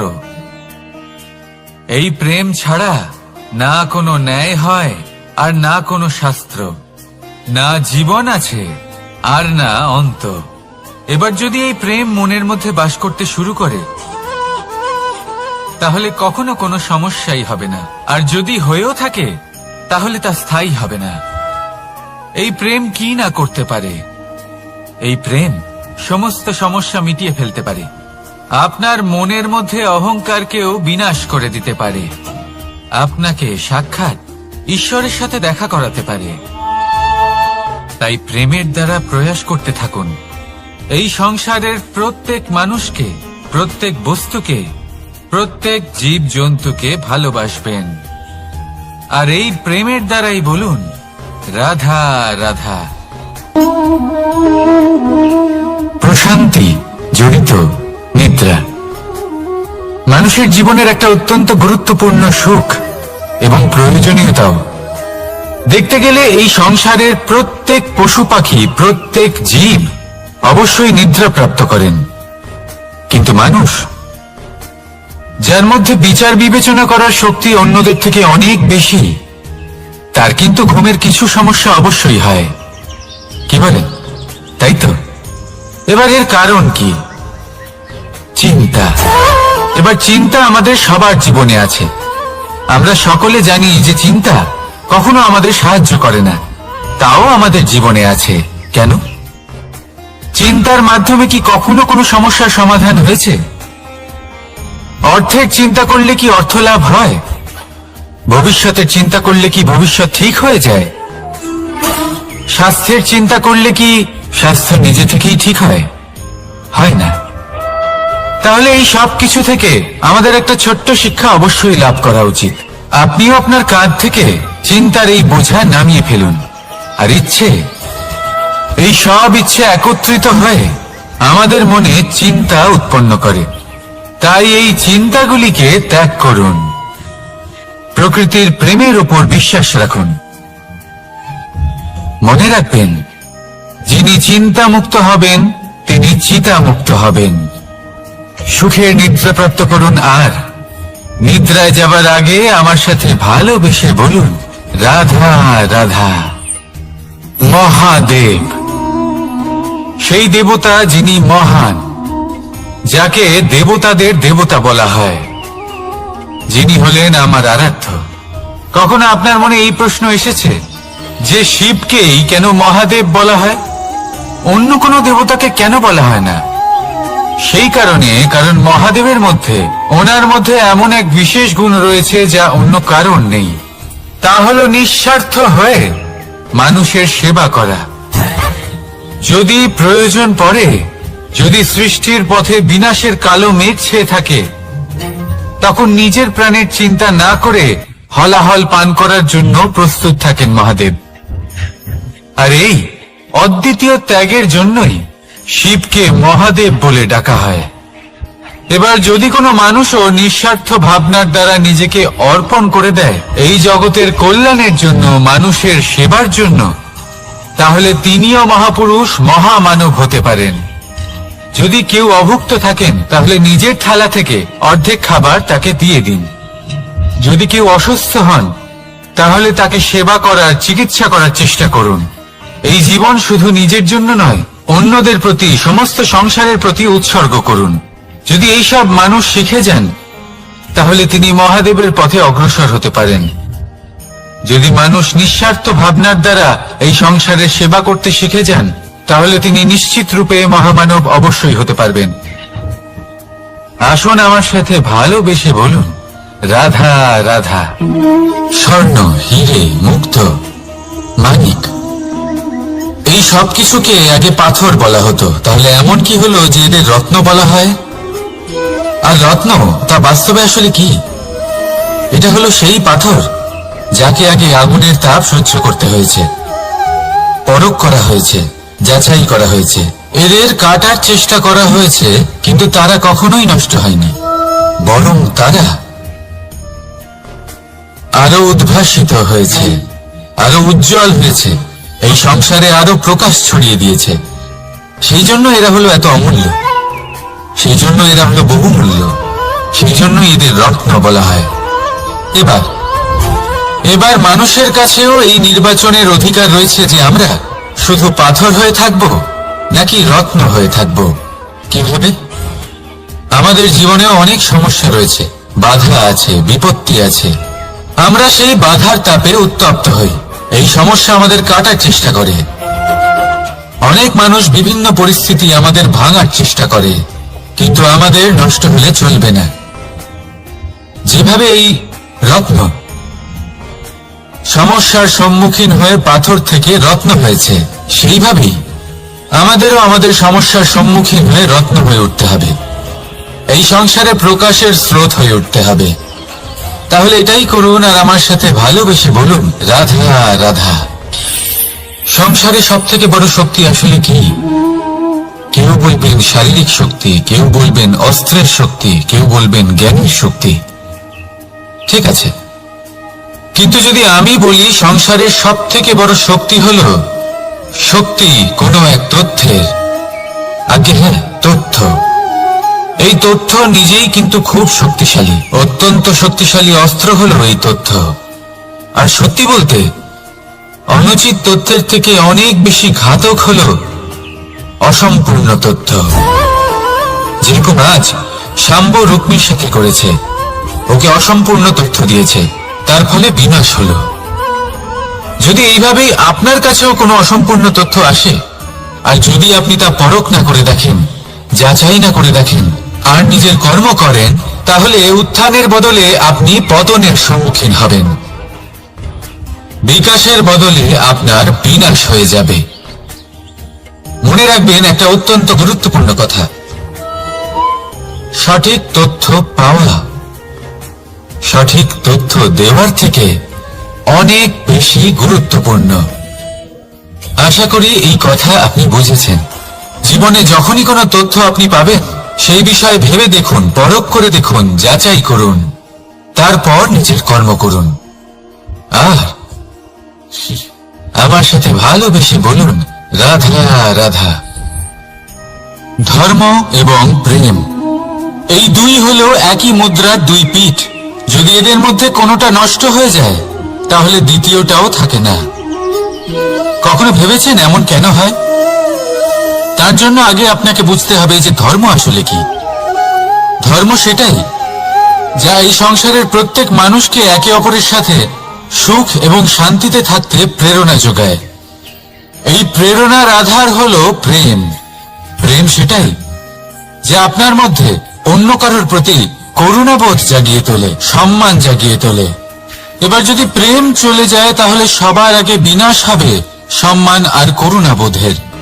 এবার যেখানে না প্রেম রয়েছে, না সম্মান রয়েছে, না করুণা রয়েছে, সেখানে ধর্ম কিভাবে বাস করবে?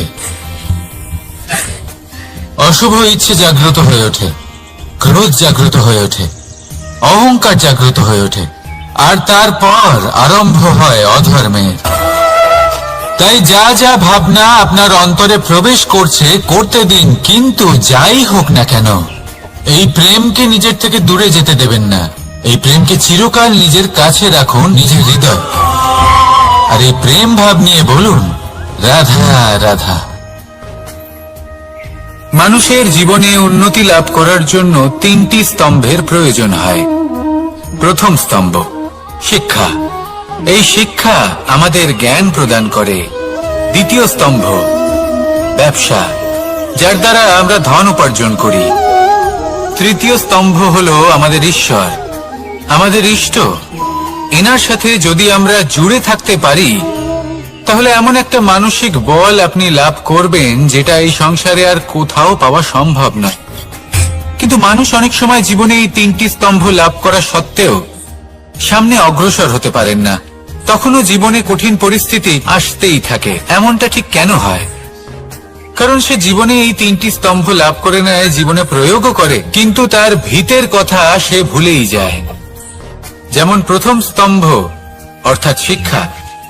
এই শিক্ষার আধার হলো শুভ চেতনা। যদি অন্তরে শুভ চেতনা না থাকে, তাহলে এই শিক্ষার কোনো গুরুত্ব থাকে না। দ্বিতীয় স্তম্ভ ব্যবসা। পরিশ্রম করে উপার্জন করতে হবে, এই কথাটা আমরা সবাই জানি এবং সবাই চেষ্টাও করি। কিন্তু ব্যবসা করতে করতে আমরা এটা ভুলে যাই আমাদের ব্যবহার কেমন হয়ে পড়েছে। এই ব্যবহার যদি শুভ হয়, তাহলে আমাদের উপার্জন আস্তে আস্তে একটা স্থির জায়গায় এসে পৌঁছবে। এবং তৃতীয় স্তম্ভ আমাদের ভগবান। যদি ওনার স্মরণে আপনি যেতে চান, তাহলে তার পূর্বে নিজের মা বাবাকে সেবা করুন, তাদের যত্ন করুন, তাদেরকে ভালোবাসুন, কারণ ওনারাই হলেন এই সংসারে আপনার সব থেকে বড় ইষ্ট। তাহলে তিন স্তম্ভের সাথে সাথে তাদের আধারকেও নিজের জীবনে প্রাধান্য দিন। কোনো সমস্যা আসবে না, জীবনে একের পর এক উন্নতি করবেন এবং এই মন প্রসন্ন হয়ে বলবে, রাধা রাধা। সুখ, দুঃখ এবং শক্তি, এই তিন হলো এই সংসারের ত্রিদেবের মতো। আমাদের জীবনে যা কিছু ঘটছে এই তিনটির ভিত্তির উপরেই হচ্ছে। আসলে এই সংসারের একটা নিয়ম আছে।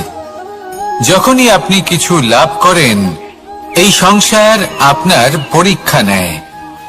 এটা জানার জন্য আপনার পরীক্ষা নেয় যে আপনি যা কিছুই লাভ করেছেন, আপনি কি আদৌ সেটার যোগ্য কি না। ঠিক সেইভাবেই এই সুখ, দুঃখ এবং শক্তি আপনার পরীক্ষা নিয়ে থাকে। যখন সুখ আসে, তখন সে আপনার পরীক্ষা নেয় যে আপনার মধ্যে অহংবোধ জাগ্রত হয়নি তো। যদি অহংবোধ চলে আসে, তাহলে সুখ সেখানেই সঙ্গ ত্যাগ করে। দুঃখ আপনার ধৈর্যের পরীক্ষা নিতে থাকে, আর যদি আপনার মধ্যে ধৈর্য না থাকে, তাহলে এটা আপনাকে আরো বেশি দুঃখের গভীর অন্ধকারে ঠেলে দেবে। সেখানে শক্তি পরীক্ষা নেয় আপনার বিনম্রতার। যদি আপনি বিনম্র না হন, তাহলে হয় এই শক্তি আপনার সঙ্গ ত্যাগ করবে, নয় এই শক্তি বিনম্রতার অভাবে আপনার পতনের কারণ হতে পারে। এই সংসারে যে কোনো ব্যক্তি যিনি এই পরীক্ষায় উত্তীর্ণ হয়ে থাকেন, এই জীবনে তিনি সাফল্য লাভ করেন। আসুন আমার সাথে ভালোবেসে বলুন, রাধা রাধা। ভয়ের সাথে আমরা সবাই পরিচিত, কষ্ট আমরা সবাই পেয়েছি। কখনো কখনো আমরা অসুস্থ হয়ে পড়ি, আর এমন সময় হলে মাতার মমতা, কখনো বাবার স্নেহ, কখনো বন্ধুদের পাশে থাকার অনুভূতি আমাদের রোগ নিরাময়ে সাহায্য করে। কখনো যদি আমরা নিরাশ হয়ে পড়ি, তখন যদি আমাদের কোনো আপনজন আমাদের দুটো ভালো কথা বলে, তখন আমাদের মনোবল বেড়ে যায়। ঠিক তেমন সংসারের এই রঙ্গমঞ্চে যদি আপনি পীড়িত অনুভব করেন, কিছু শুভ কথা আলোচনা করুন, কিছু স্তুতি গান করুন, কিছু মুহূর্তের জন্য হলেও নিজের ইষ্টদেবের কথা স্মরণ করুন আর প্রার্থনা করুন। সাহস বাড়বে, শক্তিও বৃদ্ধি পাবে এবং সামনে এগিয়ে চলার পথও দেখতে পাবেন। তখন এই মন প্রসন্ন হয়ে বলবে, রাধা রাধা। এই সংসারে কখনো কোনো ব্যক্তিকে তার বাইরের পোশাক দেখে বিচার করার চেষ্টা করবেন না, এটা খুব বড় ভুল করবেন। যেমন আমরা জীবনে অনেক সময় এমন করি, ধরুন কোথাও একটা গাছ দেখলাম, খুব বিশাল আকারের একটা গাছ, যেটা মাটির থেকে অনেক উঁচুতে পৌঁছে গেছে, যার বিশাল শাখা আছে। সেগুলো দেখে আমরা ভাবি যে এই গাছে হয়তো কত সুস্বাদু ফল আছে, আমরা সেই গাছের পরিচর্যা করতে থাকি। আবার অন্যদিকে হলো একটি তৃণ, যেটা মাটি থেকে কিছুটা উঁচুতে পৌঁছেছে, কিন্তু সেই তৃণর নিচে, মাটির নিচে অত্যন্ত সুস্বাদু ফল বা সবজি জন্ম নেয়, যা আমাদের স্বাস্থ্যের পক্ষে অত্যন্ত উপকারী। সেই জন্য কখনো আবরণ দেখে কাউকে বিচার করতে চেষ্টা করবেন না। তার বদলে এটা বোঝার চেষ্টা করুন যে আপনার সামনে যে ব্যক্তি আছে বা বস্তু আছে, তার বিশেষত্ব কি। যদি এই বিশেষত্ব বোঝার ক্ষমতা আপনি অর্জন করেন, যদি এই শিল্প আপনি নিজের ভেতরে জাগ্রত করেন, তাহলে এই সংসারে বিশেষত্ব কি সেটা আপনি জানতে পারবেন। আর এই সমস্ত খেলা দৃষ্টি থেকে নয়, দৃষ্টিভঙ্গি থেকে জন্ম নেয়। দৃষ্টিভঙ্গি সবসময় শুভ রাখুন আর আমার সাথে ভালোবেসে বলুন, রাধা রাধা। লোকে বলে মানুষ নিজের ভবিষ্যৎ জন্ম থেকেই লিখিয়ে আনে, অর্থাৎ এখানে এই কপালে। ভাগ্য দেবতা আমাদের সমস্ত উত্থান, সমস্ত পতনের হিসেব সবটা লিখে দেন। কিন্তু কপালে কেন, পায়ে নয় কেন? যদি পায়ে লেখা হয় তাহলে আমরা পড়তে পারবো, যদি কপালে লেখা হয় আমরা ছাড়া বাকি সবাই পড়তে পারবে।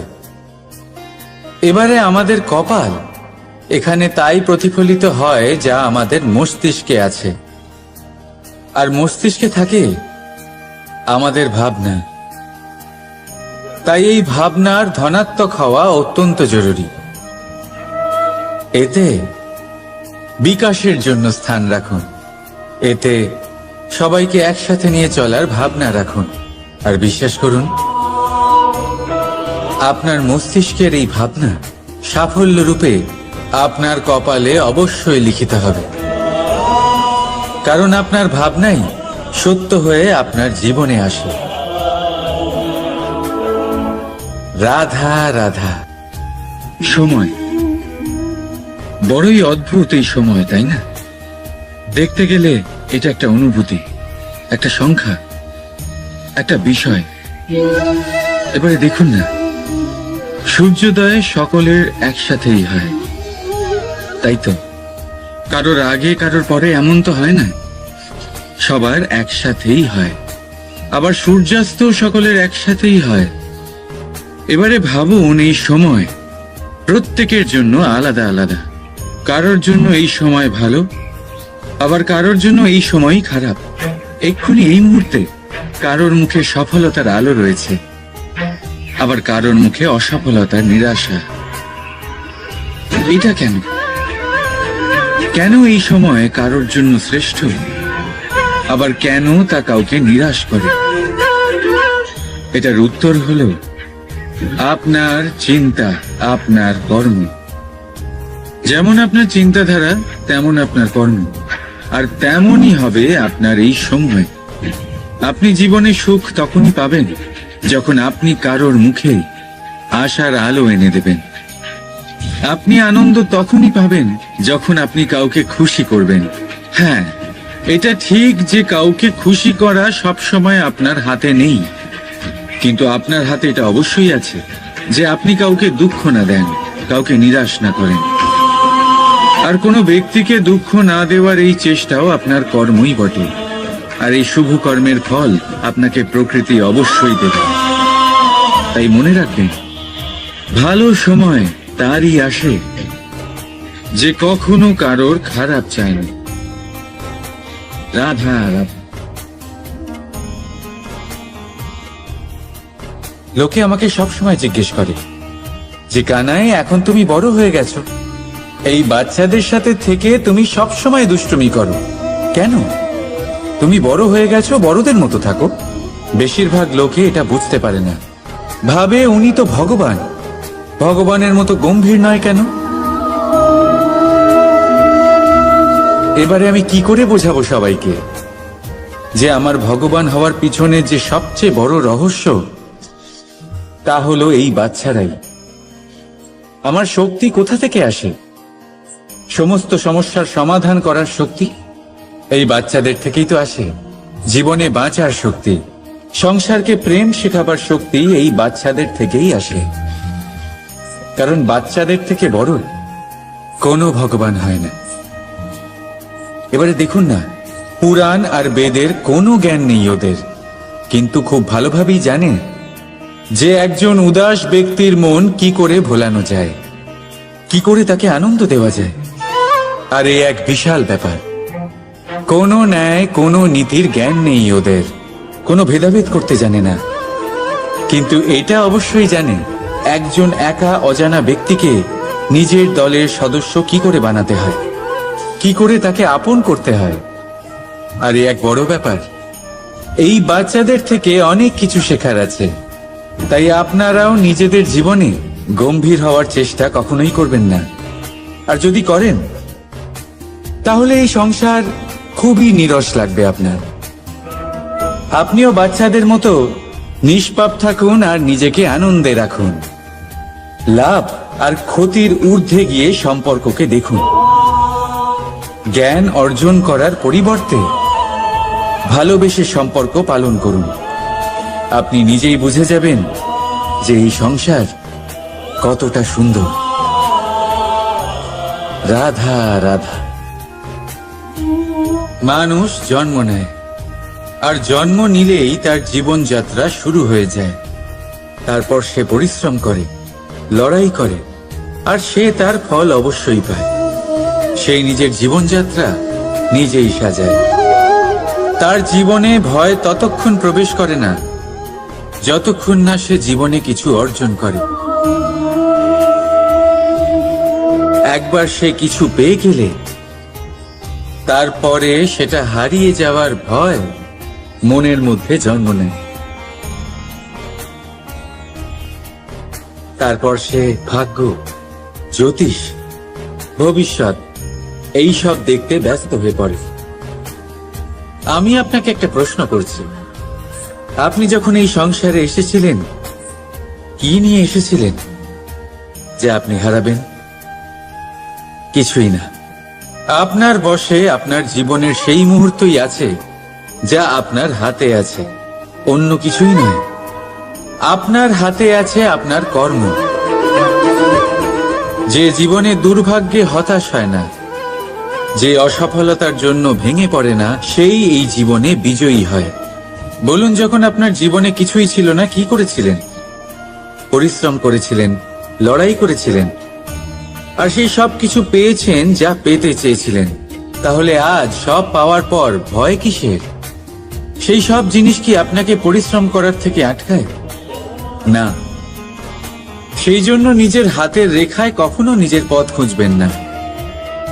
কারণ এই সংসারে যাদের হাতই নেই তারাও নিশ্চিতভাবে তাদের নিজের পথ নিজেই বানিয়ে নেয়। তাহলে আপনার কি নিয়ে চিন্তা? রাধা রাধা।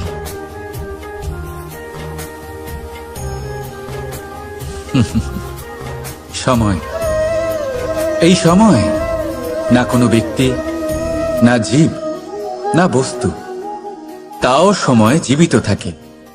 এই সময়ে না জল, না অগ্নি, আর না বায়ু, কিন্তু তাও আমাদের জীবনের আধার এই সময়। দেখতে গেলে মানুষ এই সময়ের হাতের খেলনা।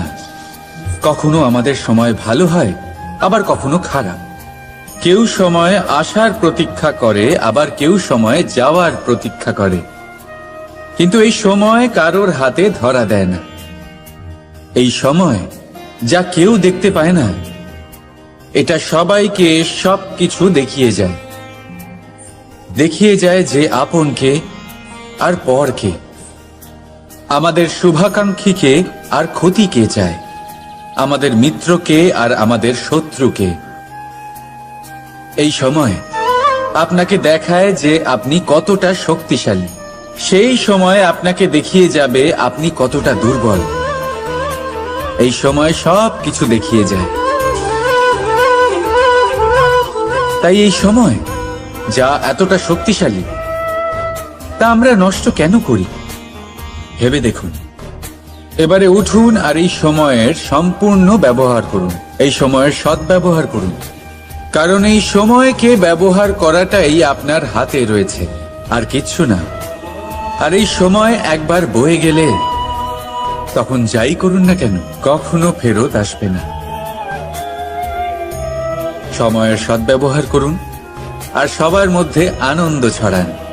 আর আসুন আমার সাথে ভালোবেসে বলুন, রাধা রাধা। আমরা সবাই জীবনে সফল হতে চাই, তাই না? প্রত্যেকের জীবনে ব্যক্তিগত একটা লক্ষ্য আছে, আর প্রত্যেকের জীবনে তাদের লক্ষ্যে পৌঁছানোর আলাদা আলাদা যাত্রা আছে। এবার এই যাত্রায় অগ্রসর হওয়ার জন্য পথের দরকার। পথ, এই পথ, এটা অত্যন্ত গুরুত্বপূর্ণ, আর মানুষ এটাই বুঝে উঠতে পারেন না। অধিকাংশ মানুষ তাদের গোটা জীবন কাটিয়ে দেন এই পথ খুঁজতে গিয়ে, আর অধিকাংশ মানুষ জীবন কাটিয়ে দেন তাদের এই পথ বদলাতে গিয়ে। কিন্তু এভাবে সাফল্য অর্জন করা যায় না। এবারে আপনারা জিজ্ঞেস করবেন, কি করে সাফল্য লাভ করবেন? এই সফলতা তিনি অর্জন করেন যে তার পথ নিজেই তৈরি করে। দেখুন, যত শক্তি আর যত সময় আপনি পথ খুঁজতে আর বদলাতে গিয়ে নষ্ট করবেন, তার থেকে কম সময় এবং শক্তির দ্বারা আপনি নিজের পথ নিজেই বানাতে পারবেন, নিজের লক্ষ্যে পৌঁছতে পারবেন। সেই জন্য বারবার আপনার পথ বদলাবেন না, খোঁজাখুঁজি করবেন না। নিজের এই যাত্রায় নিজের পথ নিজেই তৈরি করুন, আর যত তাড়াতাড়ি সম্ভব নিজের লক্ষ্যে পৌঁছে যান। রাধা রাধা। আপনি ওই কথাটা নিশ্চয়ই শুনেছেন, যখন ভগবান একটা দরজা বন্ধ করেন, তখন অন্যদিকে অনেক দরজা খুলে দেন। এবার এই দরজা, এই সমস্ত পথ আমরা দেখতে পাই না, অনেক সময় আমরা বুঝতে পারি না, হারিয়ে যায় সব। কখনো কখনো মনে হয় যে এই কথাটাই মিথ্যে, কিন্তু আসলে তা তো নয়। তাহলে হারিয়ে যায় কেন? কারণ আমরা সময় নষ্ট করি এই দরজার দিকে তাকিয়ে থেকে। ভাবি এই বুঝি দরজা খুলবে, এবার দরজা খুলবে। অপেক্ষা করতে করতে আমরা অনেক সময় নষ্ট করে ফেলি। এত সময় নষ্ট করি যে আমরা দেখতে পাই না, খুঁজে পাই না সেই সমস্ত দরজা আর পথ যা আমাদের জন্য খোলা রয়েছে। যদি খুঁজেই না পাই, তাহলে তা ব্যবহার করব কি করে? মনে রাখুন, ভগবান সব সময় আমাদের সাথে রয়েছেন, আমাদের সাহায্য করছেন। এই পথ সব সময় আছে, সর্বত্র আছে। দরকার রয়েছে শুধুমাত্র দৃষ্টির, দৃষ্টিভঙ্গি এবং ভাবনার। এই দৃষ্টিকে বিস্তৃত করুন, এই দৃষ্টিভঙ্গিকে ধন্যাত্মক করে তুলুন, আর এই ভাবনা, এর সীমা একটু বাড়িয়ে তুলুন। তারপর দেখবেন সব খুঁজে পাবেন। আসলে কি, এই যে ঈশ্বর, এই যে পরমাত্মা, তা আমাদের সাথে রয়েছে, আমাদের মনের মধ্যে রয়েছে। যিনি তাকে মন থেকে চাইবেন তিনি তাকে মনের মধ্যে অবশ্যই খুঁজে পাবেন। যদি উনি মন থেকে চান পথ খুঁজে পেতে, তাহলে তিনি অবশ্যই পথ খুঁজে পাবেন। তাহলে আসুন আমার সাথে ভালোবেসে বলুন, রাধা রাধা। ধর্ম, আমরা সকলে ধর্মের বিষয়ে কথা বলি, কখনো নিজের ধর্মের বিষয়, আর কখনো অন্যের ধর্মের বিষয়। কখনো আমরা অধর্ম দেখলে সেই বিষয়ে কথা বলি।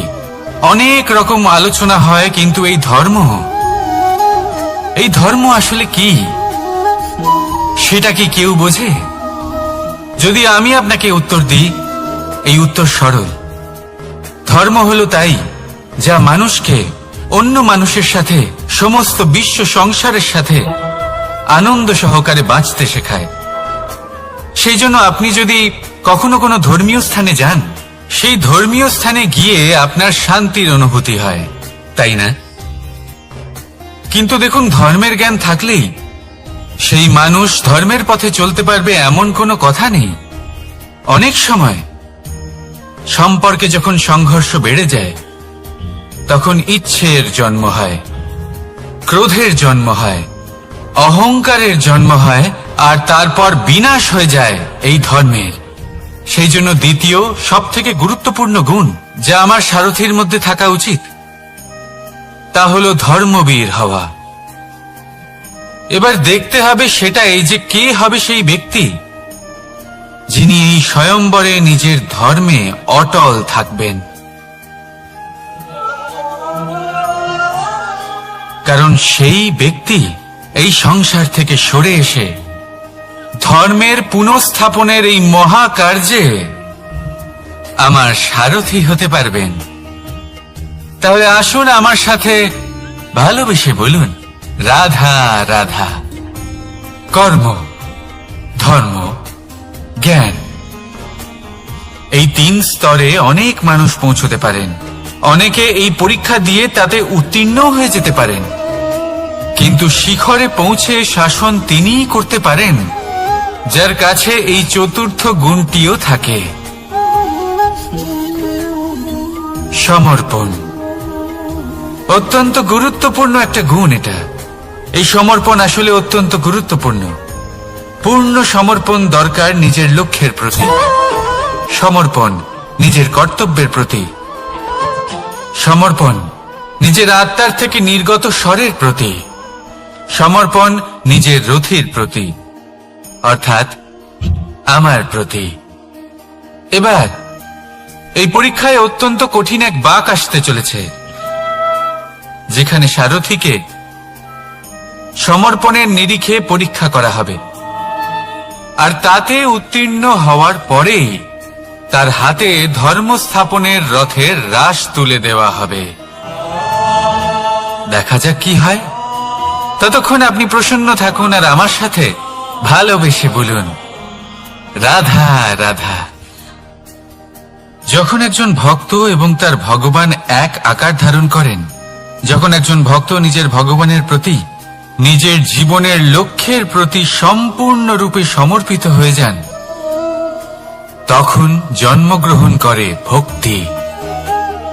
আর তখন সংসারের সমস্ত আশা তিনি ত্যাগ করতে পারেন। সমস্ত আশা শেষ হতে পারে, কিন্তু মানুষের সঙ্গ ভক্তি কখনো ত্যাগ করে না। যখন ভক্ত ও ভগবান এক আকার ধারণ করেন, এক হয়ে যান, তখন রথী এবং সারথীর মধ্যে কোনো পার্থক্য থাকে না। তারাও এক হয়ে যান। একটাই ব্যক্তিত্ব, একটাই অস্তিত্ব। আর সেই জন্যই কখনো কখনো রথীর আদেশ ছাড়াই সারথী রথ চালিয়ে দেন, আবার কখনো সারথীর পরামর্শ ছাড়াই রথী আক্রমণ করে।